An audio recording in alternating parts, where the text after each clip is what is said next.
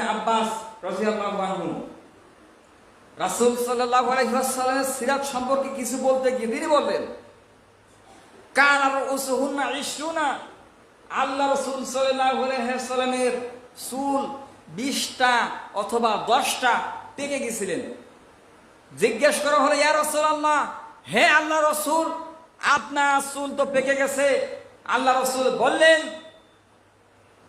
রাসূল সূরাতুল মুরসালাত ওয়াল কিয়ামা ওয়াল হুদ, এরকম ভাবে আল্লাহ রাসূল বললেন সূরা হুদ, সূরা মুরসালাত, সূরা কিয়ামা এবং সূরা নাবা, সূরা ইনফিতর, ইনশিকাক আমার চুলকে পাকিয়ে দিয়েছে। কেননা এই সূরার মধ্যে আল্লাহর তাওহীদ সম্পর্কে নাজিল হয়েছে এবং কিয়ামতের ভয়াবহ সম্পর্কিতও ভাবে নাজিল হয়েছে। এই জন্য আল্লাহ রাসূল তিনি আল্লাহকে বেশি ভয় করতেন এবং বলেন এই ভয়ে আমার অন্তর কম্পিত হয় এবং এর ভয়ে আমার চুল পেকে গেছে। হাদিস সহিহ, সেই বুখারী 5900 নম্বর হাদিস। আল্লাহ রাসূল কাঁদলেন। এবার দেখি তাকওয়ার দিক থেকে এবং হুসনুল খুলুকের দিক থেকে আল্লাহ রাসূল কি ছিলেন।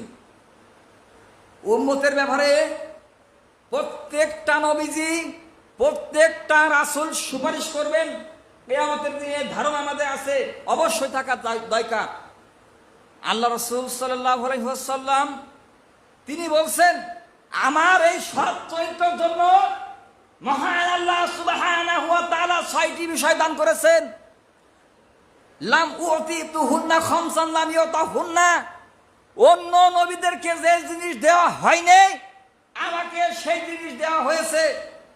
বিকালিমাতিল্লাহি, আমাকে এমন বাক্য দেওয়া হয়েছে, বাক্য যদি ছোট হয় বাক্যর মধ্যে বিশ্লেষণ অনেক বড়। ও আদ্রাকাতকা সালাতা ফি বাইনাল মসজিদ, আমার জন্য তামাম পৃথিবীকে মসজিদ করে দেওয়া হয়েছে। সুতরাং যেখানেই সালাতের সময় হয়ে যায় সেখানেই সালাত আদায় করে নাও। রাসূল সাল্লাল্লাহু আলাইহি ওয়াসাল্লাম আবার বললেন ফাইনাল গনিমাতিহু, আমার জন্য গনিমতের মালকে হালাল করা হয়েছে যা অন্য নবীদের উপরে হালাল ছিল না। একথা আল্লাহ রাসূল বললেন। আরো কয়েকটা আসছে। তাহলে আমি বোঝাতে চাচ্ছি আল্লাহ রাসূল সাল্লাল্লাহু আলাইহি ওয়াসাল্লামকে হুসনুল খুলুকের জন্য আল্লাহ দান করেছিলেন কি অন্য নবীদের চাইতে 6টি বিষয়, অন্য নবীদের চাইতে 6টি বিষয়।